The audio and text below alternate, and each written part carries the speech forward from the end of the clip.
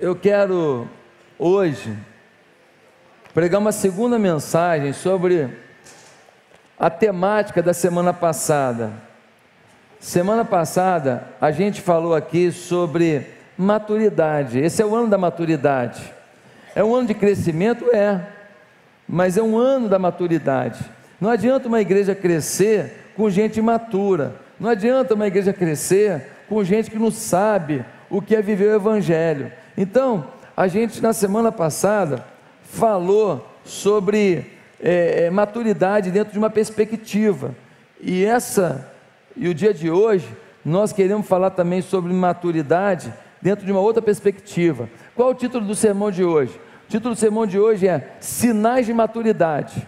Sinais de maturidade. Eu quero que você hoje pense assim: os sinais de maturidade estão na minha vida? Os sinais de maturidade cristã estão na minha vida? Ou eu estou sendo, de alguma maneira, ainda imaturo espiritualmente, imaturo como cristão? Irmãos, você sabe qual o percentual da população que o IBGE diz que é evangélico? Você sabe qual é? 25%. 25%. Se 25% da população é evangélica, significa que se cada um de nós influenciasse mais 3, a gente ganhava a nação. Você está entendendo isso? Se cada um de nós mudasse a história de 3 pessoas, nós mudaríamos a nação. Só que a nação, ela não está melhorando, ela está mais corrupta, mais bandida, mais esquisita, mais complicada. Nós temos 25% da população e não melhorou assim, nesse percentual, a condição da violência, da corrupção, da maldade, da injustiça no nosso país. Por quê? Por quê? Porque tem um monte de gente que frequenta igreja, mas é gente imatura, é gente que frequenta igreja, mas não frequenta o céu, frequenta igreja, mas não frequenta os atos de Deus, se batizou na água, mas não se batizou no Espírito, senta num culto, mas não senta diante do trono de Deus. Gente que lê um texto bíblico com os olhos, mas não lê com os olhos do coração. Gente que é seletivo: isso eu quero da Bíblia, isso eu não quero, isso é de Deus, isso não. Você é vencedor, é de Deus, você tem que largar o pecado, não, isso aqui acho que não. Você vai ter uma família feliz, aleluia, você tem que ter sexo só dentro do casamento, não, isso não, isso está ultrapassado. Enchei-vos do Espírito, isso é de Deus, mas não vos embriagueis com vinho, isso aí não, isso é besteira. Qual é o problema? Então a gente começa a ter um grupo de pessoas tolas em relação à palavra de Deus. Nós temos gigantes nos púlpitos, mas temos pigmeus na Escritura, na palavra, no Evangelho, nos dons, no carisma do Espírito Santo. Irmãos, isso é muito sério, muito sério. Eu queria pedir que todos que estão aqui estivessem nesse momento em espírito e em verdade, porque eu queria saber dos sinais de maturidade na sua vida. Eu queria que você respondesse. Você já viu as câmeras agora de novela, como é que está? Já viu como é que está agora de noticiário? Irmão, tem uma nova tecnologia, é Full HD, sei lá como é que é o nome desse negócio. Irmãos, dá para ver cada pé de galinha, cada pé de pato, o pé de galinha em cima do pé de pato. Tinha um monte de gente que era bonita, já não está tão bonita. A televisão agora está complicada, acho que eles vão voltar. Eles vão voltar. Por quê? Porque você via aquela pessoa assim no telejornal, nossa, que plástica. Agora você fala assim, nossa. Por quê? Porque está revelando cada detalhe. É uma qualidade muito grande que tem agora essa nova tecnologia. Irmão, hoje, essa tecnologia do céu tem que estar sobre a sua vida. Você tem que ver a realidade de quem você é, você tem que ver as rugas, você tem que ver os pés de galinha, você tem que ver os carrapatos, você tem que ver tudo na sua vida, você tem que ver cada detalhe, onde está faltando cabelo, onde tem cabelo demais, onde a sobrancelha está esquisita. Você vai ter que ver cada detalhe da sua fisionomia. Hoje você tem que enxergar quem você é. Amém?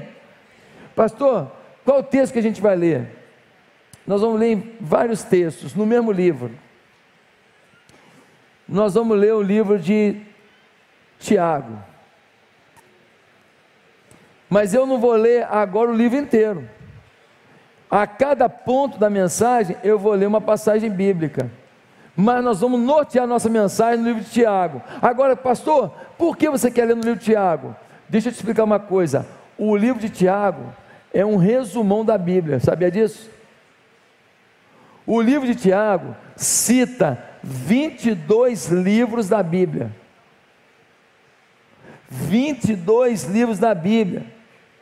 O livro de Tiago, ele é interessante, ele faz 15 alusões a ensinos diretos de Jesus do Sermão da Montanha. Tiago, ele pega e faz um resumão do resumão, porque o Sermão da Montanha é o resumo da Bíblia, é um resumão da Bíblia. Ah, então só vou ler o Sermão da Montanha. Não, querido, o resumão não tem todos os detalhes. Mas Tiago, ele cita 15 palavras do Sermão da Montanha, ele cita 22 livros da Bíblia, pegando o Velho e Novo Testamento. Tiago, ele pega toda a história bíblica e fala assim, aqui ó, olha a essência do que é ser um cristão maduro.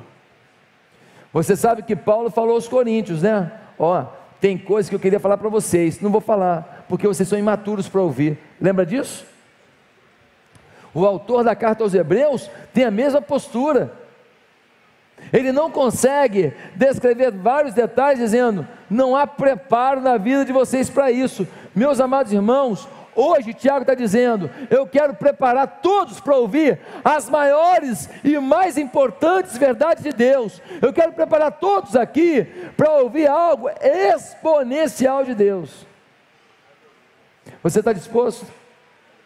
Então vamos lá. Quais são os sinais de maturidade cristã? Primeiro, é sinal de maturidade cristã, está muito claro esse negócio, hein? Bota parcial. Você vai se acostumando aos poucos, amado. É sinal de maturidade cristã, primeiro, reagir positivamente diante das dificuldades. É sinal de maturidade. Olha o versículo, capítulo 1 de Tiago. Abra aí, capítulo 1 de Tiago. E nós vamos ler no livro de Tiago, o versículo 2 a 4, diz assim: meus irmãos, considerem motivo de grande alegria o fato de passarem por diversas provações, pois vocês sabem que a prova da sua fé produz perseverança, e a perseverança deve ter ação completa, a fim de que vocês sejam maduros e íntegros, sem lhes faltar coisa alguma. Olha o que Tiago está dizendo: fiquem felizes na provação, fiquem felizes no perrengue, fiquem felizes no sofrimento. Por quê? Porque ele se odeia? Porque ele não se ama? Por que ele diz isso? Ele diz isso porque ele sabe que o sofrimento é extremamente importante para que nós saibamos em quem confiamos, o quanto dele dependemos e o quanto estamos com ele, não porque tudo vai bem, mas porque o amamos. Querido, ele vai dizer: olha, vocês sejam felizes ao passarem por provações. Meus queridos irmãos, a perseverança demonstra quem você é em Deus. O Jó tinha tudo bom e do melhor, não foi? Comia caviar todo dia, eu não é? Ele estava numa boa, eu não é? Ficava em hotel 5 estrelas, andava em carro blindado, com 7 lugares, com uma nave espacial. O Jó era o homem mais rico do Oriente. Um dia ele perdeu tudo, ele teve morte na família, ele teve perda, mas foi nessa hora que o inferno inteiro tremeu. Deus virou para o diabo e falou assim: aí ó, você não falou que ele estava comigo só porque ele tinha tudo? Hoje o testemunho do Jó impacta multidões pelo mundo afora. Por quê? Porque ele foi a prova de que ele estava com Deus pelo que Deus era, e não pelo que Deus dava. Agora sabe de uma coisa? Uma coisa linda, é que no final do capítulo 42, no início do capítulo 42, versículo 5, o Jó vai dizer assim, depois do sofrimento, Deus restitui tudo a ele. Ele fala: antes eu te conhecia de ouvir falar, mas agora os meus olhos te veem. Mesmo Jó, que era o homem mais santo da terra, depois do sofrimento ele melhorou. Mesmo Jó, que era o homem mais prudente da terra, depois do sofrimento, ele cresceu, ele avançou. Você pode melhorar, e não vai melhorar só com as benesses, só com as vitórias não.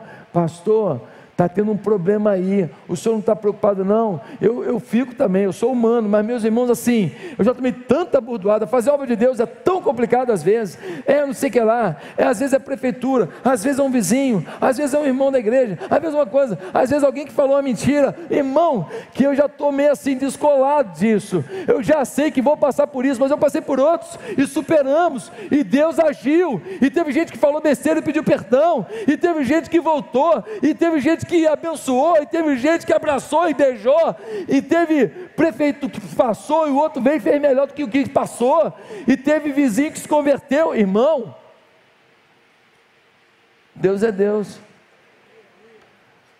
ninguém explica Deus. Meus amados, por favor, a minha avó morreu com 100 anos, Dona Mariota. Eu estou querendo bater o recorde dela.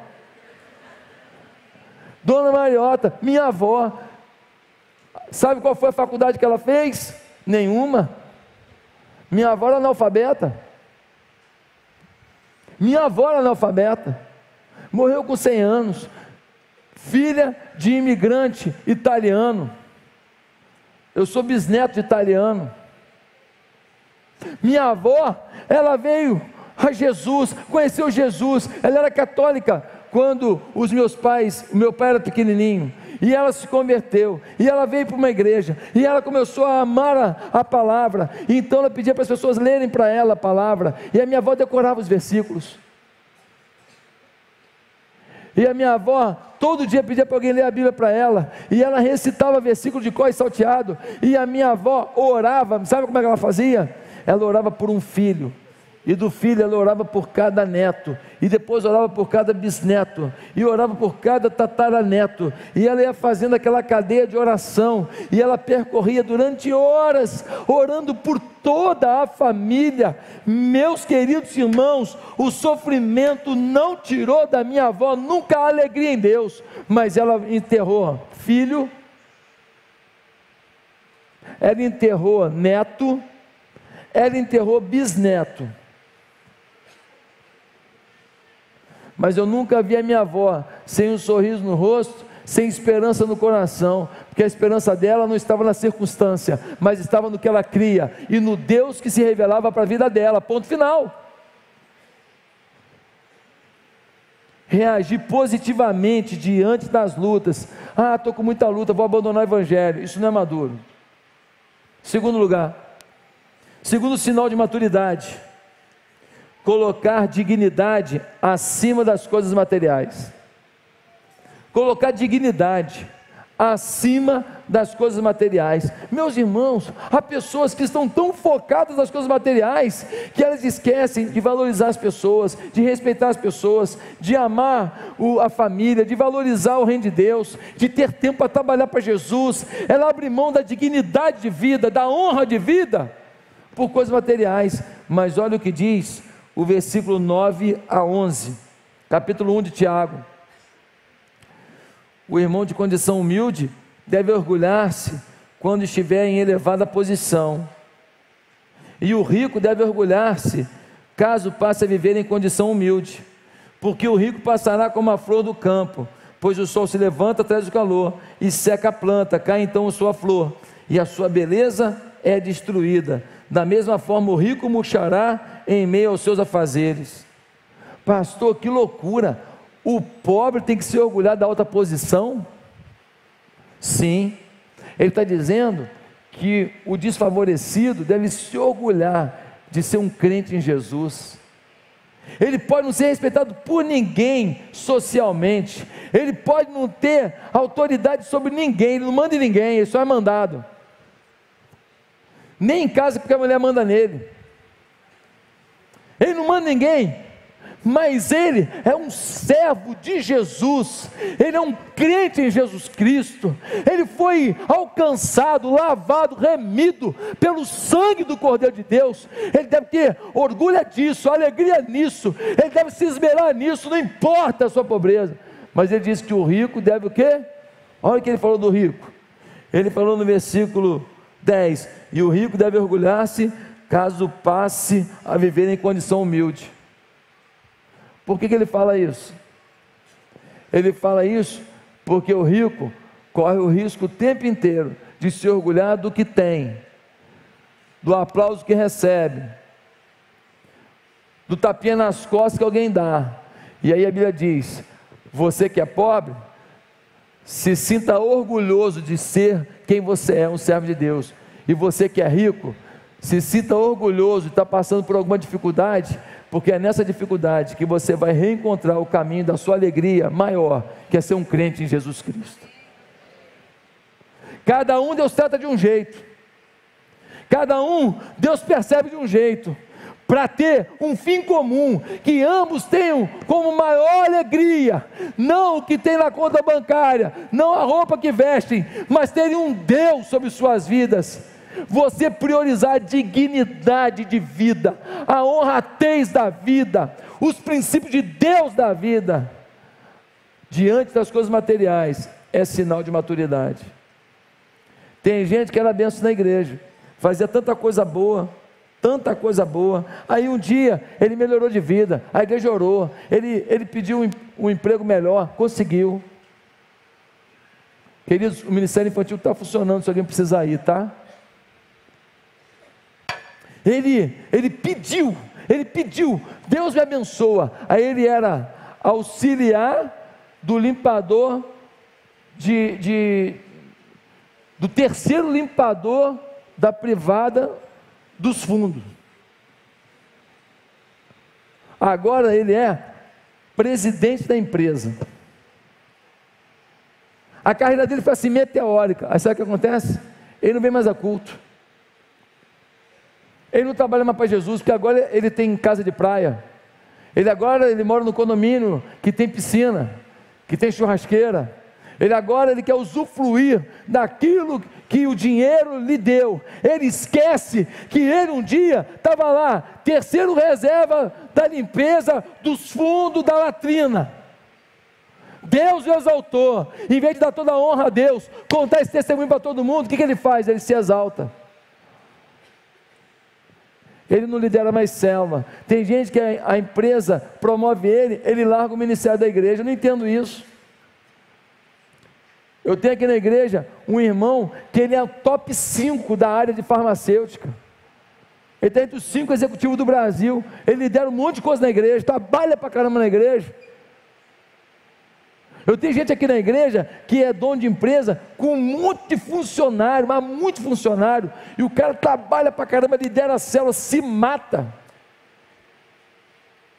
Eu tenho aqui na igreja gente que faz parte de trabalho intenso, que você tem que se deslocar, porque ele precisa trabalhar num bairro e ir para outro, ele não trabalha num lugar só, ele é um médico, ele tem que ir para tudo quanto é canto, ele é respeitado, e opera até tarde, e isso e aquilo, mas no dia da célula ele faz do jeito dele, e está lá liderando a célula. Eu não entendo, porque tem gente que é tão ocupado que não pode servir a Deus. Queridos irmãos, colocar dignidade acima dos bens materiais é o nosso grande desafio, é sinal de maturidade. Você tem uma vida honrada, bela, bonita e comprometida. Terceiro lugar, é sinal de maturidade cristã ter controle das reações. Tem gente que é muito bom nas ações. Quando ele planeja o que ele vai fazer, ele faz bonitinho. Que pessoa agradável, que tchutchuco, que pessoa legal, que pessoa tal. Meu irmão, mas suas reações são péssimas. Dá uma olhada no versículo 19.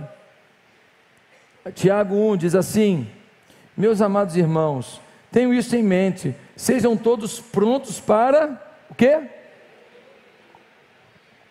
Para ouvir, tardio para falar e tardio para irar-se.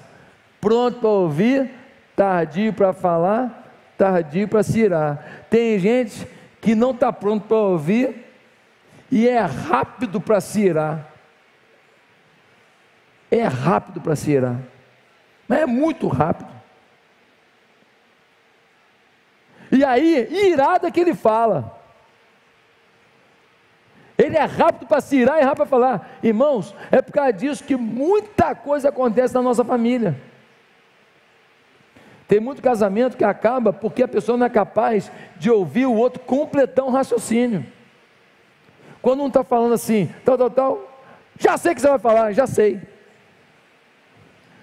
No meio do raciocínio fala assim, mas você também, calma aí, deixa acabar, você terminou? Mais alguma coisa? Agora eu posso falar? Deixa eu falar a minha versão disso, deixa eu falar como eu vejo isso. Irmãos, é tão importante isso, tão importante, a gente saber ouvir, pronto para ouvir, tardio para falar, e mais tardio ainda para se irar. Pessoas que não sabem ouvir uma crítica, são pessoas que estão despreparadas para aperfeiçoamento. Ei, você não é a última Coca-Cola do deserto, meu filho. Você precisa de ajustes. As cobranças em cima de você são importantes para o seu crescimento. Ah, não aceito ninguém falar comigo não. Irmãos, quanta defensiva, pare com isso, você tem que crescer, é maturidade cristã, prontidão para ouvir. Queridos irmãos, um crente maduro tem domínio próprio, ele não se ira rapidinho não. Eu sempre dou um exemplo fácil. A pessoa que não tem domínio próprio, ele ganha uma cusparada na cara no meio de campo, e ele devolve um soco na cara do zagueiro. Mas quem tem domínio próprio, ele recebe uma cusparada no meio de campo, ele devolve um gol. Ah, me provocou? Beleza. Na próxima, pode vir, na próxima abre a perna. Ih, passou debaixo da sua perna, que pena, hein? Entrei com bola e tudo. Ai, um goleiro, cavadinha, entrou, ai, foi mal.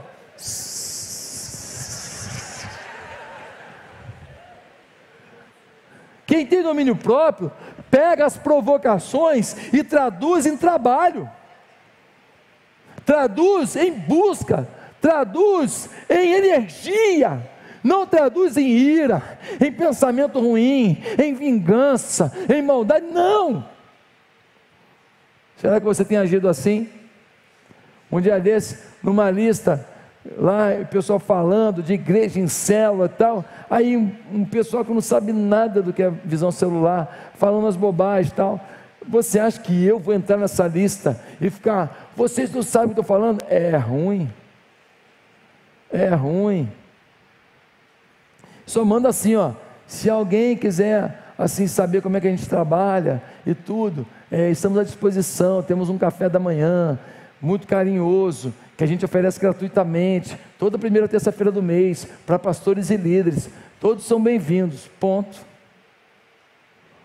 Irmãos, Neemias nos ensinou isso, ele falou, Sambalate, Tobias, vocês querem parar a obra da reconstrução dos muros? Eu não vou parar, eu tenho que fazer, eu não vou parar uma obra linda para ouvir vocês, querido, você tem que saber a hora de parar. Nós precisamos entender como agir. Pastor, mas estou falando muita mentira de mim e tudo. Querido, a questão não é o que dizem, é quem está falando. Se quem está falando não tem juízo, não tem credibilidade, você vai perder sua paz. Irmão, se eu fosse perder minha paz cada vez que uma pessoa desajuizada falou uma besteira, irmão, eu estava no Pinel. Tem Pinel ainda? Tem? Tem a vaga lá para mim? Irmão, eu estava no Pinel, porque, querido, as pessoas falam na hora da sua raiva, do seu pensamento, o que vem na cabeça. O que vem na cabeça é mais ou menos que nem um animal. Ele vai comendo e depois ele solta tudo que ele recebeu. Só que ele solta de um jeito ruim, fedido. Tudo que eles recebem, depois vira algo fedido. É assim, tem gente que é assim. Ele solta pela boca coisas horríveis, fédidas, tenebrosas. Depois pode se arrepender. E se arrepender? Se você não se irou, a reconstrução do seu casamento, a reconstrução da sua amizade, pode acontecer. Mas se você rebater na mesma proporção, pronto, rachou esse negócio.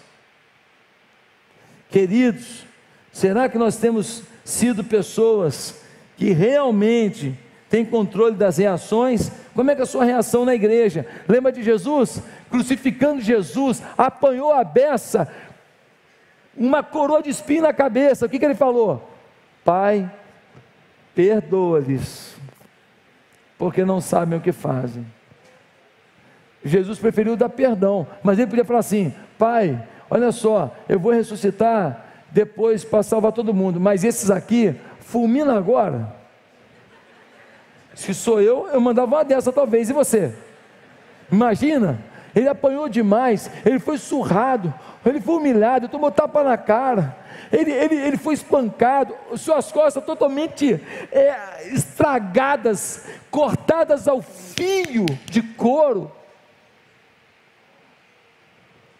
no seu rosto as marcas dos pedaços de pele que foram arrancados, porque no açoite muitas vezes batia na cara e arrancava um pedaço da pele, um pedaço da orelha, irmãos, totalmente ferido. Ele fala: Pai, perdoa-lhes. Gente, quando eu me preparo para ter paz, pode vir a bordoada que for, eu estou inteiro, e inteiro eu posso depois administrar o estrago que foi feito. Agora partindo para cima, eu me destruo mais ainda, porque se você sair no tapa, você vai bater também, mas aí o outro vai te bater mais ainda, porque a briga está continuando. Reconstruir depois os muros dos relacionamentos fica mais complicado. Um cristão tem domínio próprio.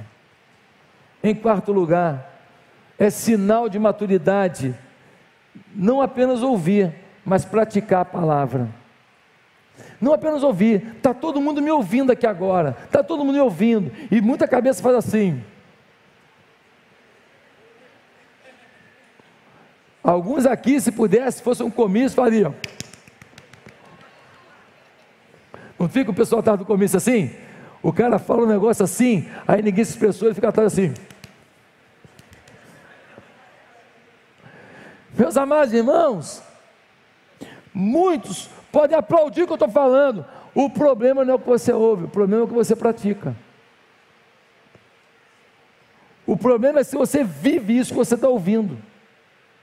Olha o que diz agora o versículo 22: sejam praticantes da palavra e não apenas ouvintes, enganando-se a si mesmos.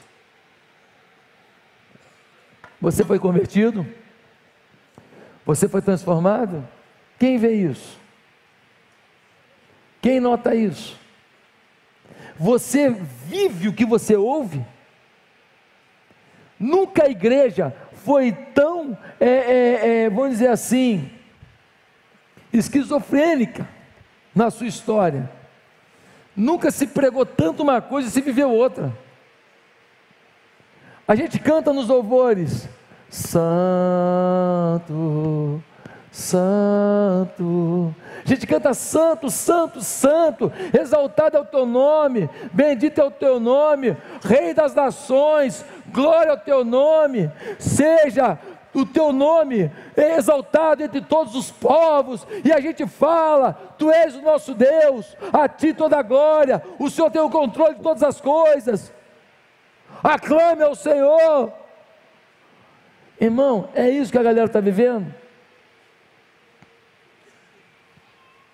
É isso que o seu namoro está vivendo? Queridos, é isso que o seu casamento está vivendo? Irmãos, não sejam apenas ouvintes, mas praticantes da palavra. Do jeito que a coisa está ficando, daqui a pouco vai ter púlpito, pregando aquilo que a igreja rejeita, que a Bíblia rejeita, como se fosse uma nova lei.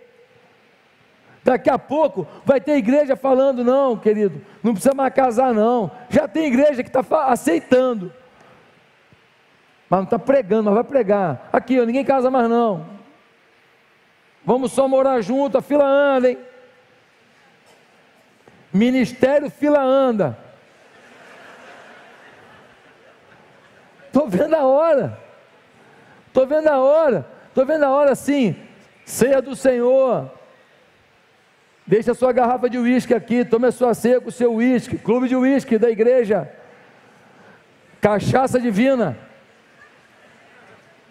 Irmãos, qualquer loucura. Ah, pastor, você está exagerando. Você sabia que na Argentina tem uma igreja maradoniana? Ele não fez um gol com a mão, falou que foi a mão de Deus, não foi? Criaram uma igreja, fazem oração para Maradona. O ser humano pode ir onde você não imagina. Queridos, temos que ser praticantes da palavra, viver a palavra. Em quinto lugar, é sinal de maturidade ter uma vida marcada por obras de fé. É sinal de maturidade não apenas falar, eu creio, eu tomo posse, é isso mesmo. Não, meu irmão, para do discurso, pratique as obras de fé. A fé tem que ser operosa. O que é uma fé operosa? A fé pode ser objetiva e a fé pode ser operosa. Subjetiva ou a fé objetiva, operosa. A fé subjetiva, você crê em Jesus? Creio. Você crê na oração? Creio. Você crê na Bíblia? Creio. Tem uma luzinha que acende se você está falando a verdade ou não? Não tem. Você está dizendo, eu tenho que acreditar. Agora a fé objetiva. Você crê na Bíblia? Creio. Quanto de Bíblia você leu por dia essa semana? Você crê na oração? Creio. Fé subjetiva. Agora a fé objetiva. Quanto de tempo você depositou diante de Deus em oração essa semana? Você crê que nós temos que amar as pessoas? Sim, todos, sim. Atrás de quem você foi na sua célula, que está afastado da igreja, mesmo que seja uma pessoa difícil, atrás de quem você foi com muito amor, dizendo, nós amamos você, atrás de quem você foi visitar no hospital, quem você foi visitar numa casa para falar, nossa igreja ama você, eu estou aqui em nome do pastor Josué, em nome dos pastores da igreja, eu estou aqui em nome de toda a igreja para dizer que nós amamos você. Ah, mas o pastor Josué que eu queria aqui, o pastor Josué, pode ter certeza, dormindo ele não está. Ele está trabalhando também, mas eu sou a igreja, eu estou aqui representando o ministério da igreja, o nosso pastor, te dando um abraço, porque nós amamos você. Fé operosa. Olha o que vai dizer esse versículo do capítulo 2, versículo 14 a 17. Diz assim: de que adianta, meus irmãos, alguém dizer que tem fé se não tem obras? Acaso a fé pode salvá-lo? Se um irmão ou irmã estiver necessitando de roupas e do alimento de cada dia, e um de vocês lhe disser, vá em paz, aqueça-se e alimente-se até satisfazer-se, sem porém lhe dar nada, de que adianta isso? Assim também, a fé por si só, se não for acompanhada de obras, está morta. A nossa igreja tem que levar comida para quem está com fome, tem que levar carinho para quem foi abandonado, tem que levar esperança para quem desacreditou. Nós temos que zerar criança na rua do Rio de Janeiro. Não falo Rio de Janeiro só a cidade não, todo grande Rio de Janeiro, toda a região metropolitana. Não pode ter mais criança na rua em Caxias, não pode ter mais criança na rua em São João de Meriti, em Nova Iguaçu, não pode ter mais criança na rua. Nós temos que acabar com isso, e se as igrejas abraçarem de todo o coração a obra de Deus, nós vamos fazer o quê? Nós vamos gerar emprego, nós vamos mandar para a escola, vamos ajudar os pais, para os pais amarem esses filhos, e também podemos ter certo tratamento, que não é o ideal é restaurar a família, e inserir a criança numa família ajustada. Só o Evangelho faz isso.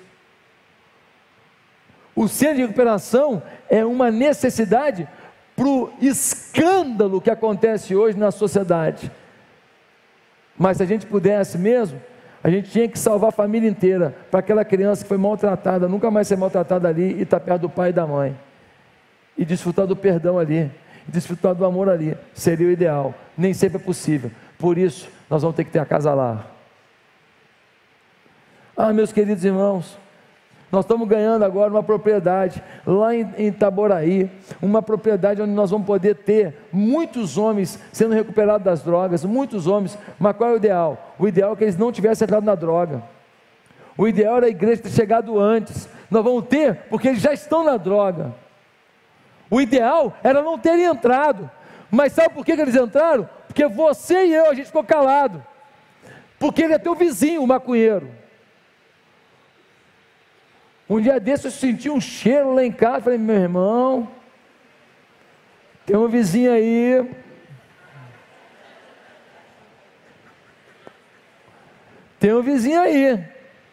eu não sei se era do meu prédio, do prédio do lado, eu não sei, mas tinha alguém queimando um mato esquisito, tinha alguém,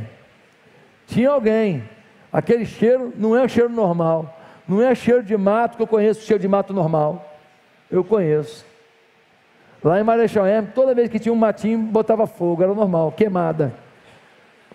Meus amados, por favor, nós podemos mudar isso, é sinal de maturidade, ter uma vida marcada por obras de fé, mas é sinal de maturidade também, meus irmãos, é sinal de maturidade, definir procedimentos claros, para uma vida santa e exemplar. Você tem que definir como é que você vai ser santo. Pastor, eu tenho que definir ser santo. Não, você tem que definir como que você vai conseguir isso. Vou repetir, hein? Pastor, eu tenho que definir que vou ser santo. Mais que isso, você tem que definir como você vai chegar lá. Dá uma olhada no texto de capítulo 4 de Tiago, versículo 4 e versículo 7. Adúlteros, vocês não sabem que a amizade com o mundo é inimizade com Deus? Quem quer ser amigo do mundo faz-se inimigo de Deus. Versículo 7. Portanto, submetam-se a Deus, resistam ao diabo e ele fugirá de vós. Resistam ao diabo, irmão, resistir ao diabo. Eu só consigo resistir a alguma coisa que eu estou preparado para resistir. Eu só consigo resistir quando eu me coloco numa posição de resistência. Se eu estiver num cabo de guerra, eu estiver assim, vou me puxar facilmente. Mas se eu estiver numa posição, estiver com a minha perna travada, segurando o cabo de guerra, eu tenho mais chance de não ser puxado para um lugar que eu não quero ir. Como é que você vai vencer a pornografia? Como? Como é que você vai vencer a sua tendência adúltera? Como é que você vai vencer a sua mentira? Você é mentiroso. Você mente, você tira onda o tempo inteiro. Tem gente que conta vantagem o tempo inteiro, você sabe que é mentira, você vê, não é isso. Como é que você vai vencer a sua vaidade? Como é que você vai vencer o seu ódio de alguém? Pastor, me dá uma sugestão, me dá um exemplo. Se você tem problema com pornografia, faz o seguinte: tira a internet da sua casa, bota o seu computador na sala, Faz de um jeito que não tenha mais como você ver pornografia. Seu problema é o quê? Aí uma amante, você liga para ela hoje e fala aqui, ó, acabou, tomei uma decisão com Deus, eu nunca mais vou mexer com isso. Então vou ligar para tua mulher e vou contar. Se você quiser fazer isso, você pode fazer, porque eu estou disposto a tudo. Eu não vou mais viver na miséria, eu não vou mais viver no pecado, eu não quero mais isso na minha vida. Eu sou homem de Deus, eu estou sendo um homem leviano nisso. Tem que ser macho. Se você é frouxo, você não vai fazer. Tem que ser homem. Meu problema é o dinheiro, pastor, que todo lugar que eu vou, eu faço uma negociata. Irmão, você tem que sair de casa falando, eu vou chegar lá, o cara vai me propor isso. Como eu respondo para ele, para não fazer acordo de propina com ele e sair numa boa? Como é que eu faço isso? Você tem que se preparar para uma conversa ruim. Você lembra de Daniel? Daniel estava lá, ofereceram para ele os manjares do rei. Os manjares do rei eram consagrados aos deuses pagãos. Daniel não queria se contaminar, mas ele não virou para o cara e falou assim, aqui, não vou comer não, hein? Qual é, meu irmão? Vou comer não. Ia morrer.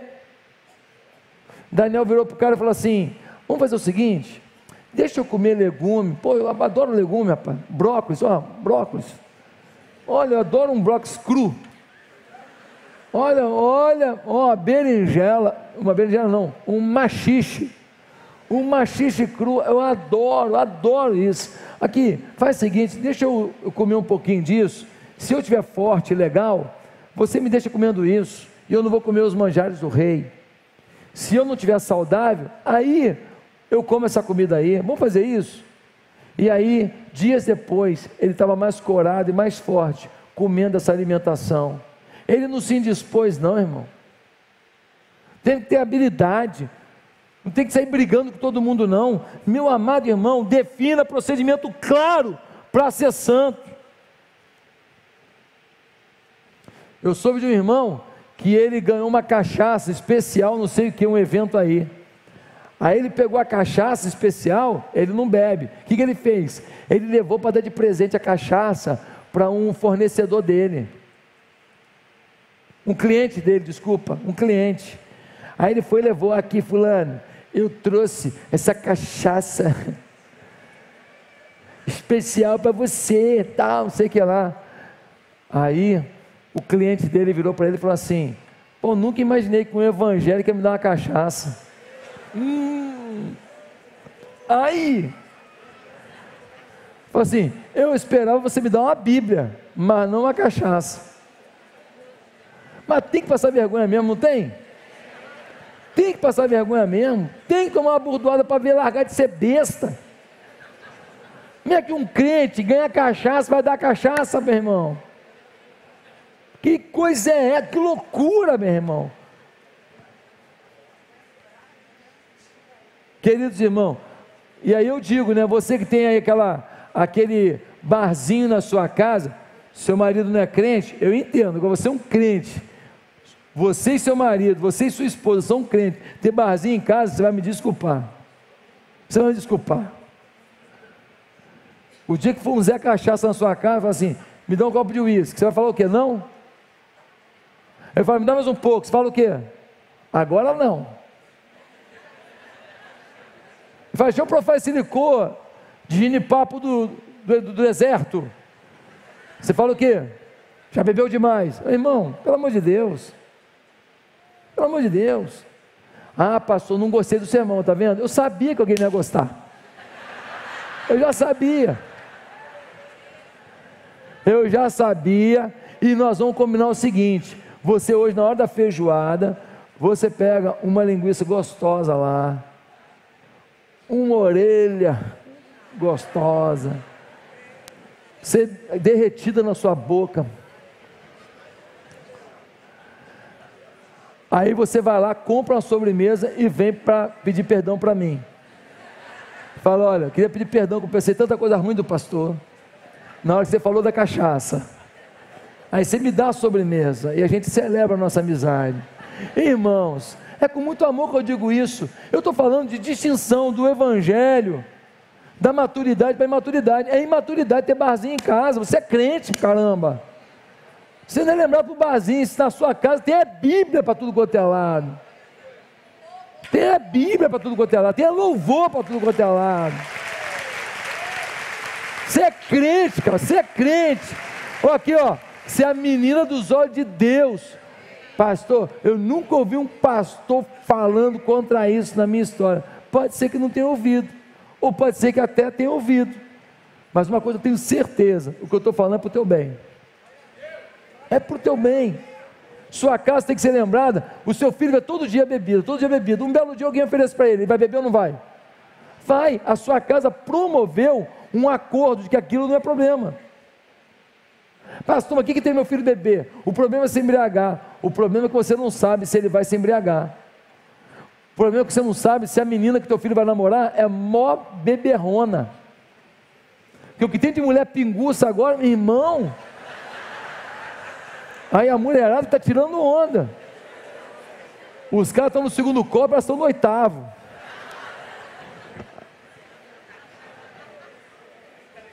Tá ruim o negócio, hein? Tá uma bebeção danada. Mas para terminar, duas coisas. É sinal de maturidade. Usar sua boca apenas como instrumento de bênção.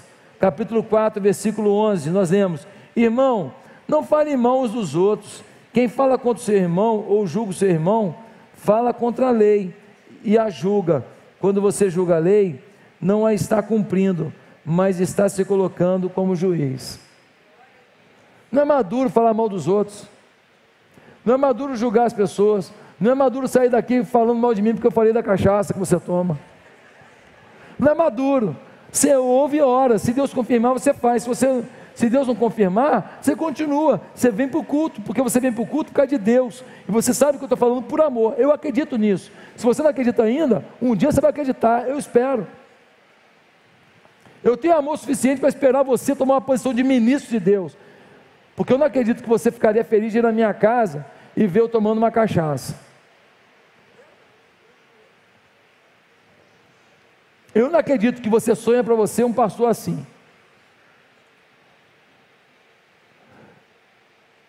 Meus amados irmãos, Deus está nos chamando para ganhar a cidade, mas a gente vai ganhar a cidade com maturidade, gente transformada, gente completamente detonada nos seus pecados e completamente ajustada na sua fé.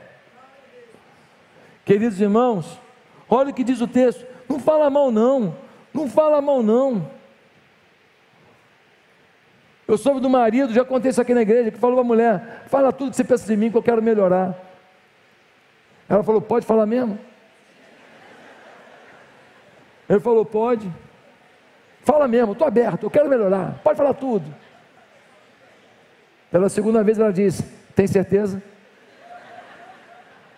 Ele falou: pode falar, eu estou preparado, eu sou maduro.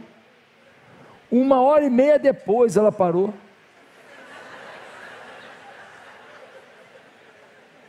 Ele começou a telefonar. Ela falou assim: você está telefonando, não vai falar nada? Não, querido, estou ligando para o advogado para fazer o divórcio mesmo, porque eu não tenho condições disso tudo não. Irmãos, não falem mal. Tem mulher que fala tão mal do seu marido que o cara não consegue melhorar. Não elogia. Não elogiei nada, não elogiei nada. Ontem eu fiz à tarde, adivinha o que eu fiz ontem à tarde? Pipoca doce. De panela. Pipoca doce, eu fiz pipoca doce. Aí eu levei pipoca doce para a família inteira. Eu sou o maior pipoqueiro. Aí eu levei pipoca doce. Caramba, eu fiz uma coisa boa. Foi bom? Gostou da pipoca? Então me elogia naquilo que eu fiz de bom. Ah, mas você não lavou a panela depois. Não dá para acertar em tudo. Meus amados, se a gente não valorizar o aspecto bom daquelas pessoas que compõem a nossa história, se a gente só falar mal dos nossos irmãos, dos nossos líderes, dos nossos parentes, dos nossos filhos, eles vão desistir, porque eles vão achar que estão tão estragados que não tem jeito de melhorar. A gente elogia, educa, elogia, chama, puxa a orelha, elogia, tem que haver equilíbrio. Agora, sabe, falar mal pelas costas da igreja, do pastor, da liderança, O que você contribui com isso? Em nada. Em oitavo e último lugar, uma pessoa que tem sinal de maturidade não concentra suas maiores expectativas nas coisas terrenas, mas aguarda a volta de Jesus. Cadê o meu tecladista? Sabe de uma coisa? Sabe por que a gente está vacilando tanto? Porque a gente está achando que vive por aquilo que o mundo oferece. A gente está achando que a gente vive para aquilo que o mundo pode produzir. Então a gente vive para ganhar o dinheiro, para fazer a viagem, para comer uma comida, para ter uma roupa, para trocar de carro, para mudar de bairro, mudar de condomínio, para fazer um armário da marca tal, porque é mais chique. Mas dá uma olhada no capítulo 5, versículo 7 e 8, que é o resumo final de Tiago. Ele diz assim: portanto, irmãos, sejam pacientes até a vinda do Senhor. Vejam como o agricultor aguarda que a terra produza a preciosa colheita, e como espera com paciência até virem as chuvas do outono e da primavera. Sejam também pacientes e fortaleçam o seu coração, pois a vinda do Senhor está próxima.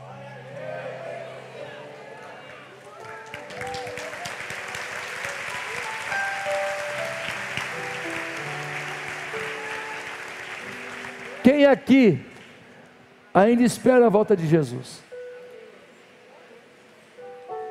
Será que a forma que a gente vive evidencia isso? Será que a forma que a gente vive mostra que a gente aguarda a volta de Jesus? Porque quando Ele voltar, Ele vai perguntar o que você fez com a vida que Ele te deu. Ele vai te perguntar quantas vezes você orou pelas pessoas, quantas vezes você trabalhou para Jesus, quantos você trouxe para a igreja, quantos você batizou. Ele vai perguntar qual foi a santidade que você teve. Ele vai perguntar que vida você levou. Quantos aqui estão se preparando para uma coisa que há 2000 anos foi dito, está próximo? Imagina 2000 anos depois. Estava próximo há 2000 anos atrás. Imagina hoje. Jesus vai voltar, e quando Ele voltar, Ele vai querer saber qual é a essência da sua vida. Meus irmãos, não dá para brincar mais com isso, não dá para viver de qualquer maneira. Eu fui convertido, eu nunca vou largar Jesus, e eu nunca vou largar meu ministério. E não tem decepção de homem que me arranque da visão de que essa igreja vai alcançar as nações. Eu sei em quem tenho crido. E você? E você? Deus colocou uma unção sobre um pastor? Não, sobre um corpo. A unção de Deus está nessa igreja. Deus declarou que nesse lugar Ele quer inaugurar um avivamento para as nações. Ele declarou, Ele falou comigo, falou com você, mas você tem que tomar posse disso hoje e buscar maturidade. Por isso, repense a sua vida e viva com maturidade, em nome de Jesus.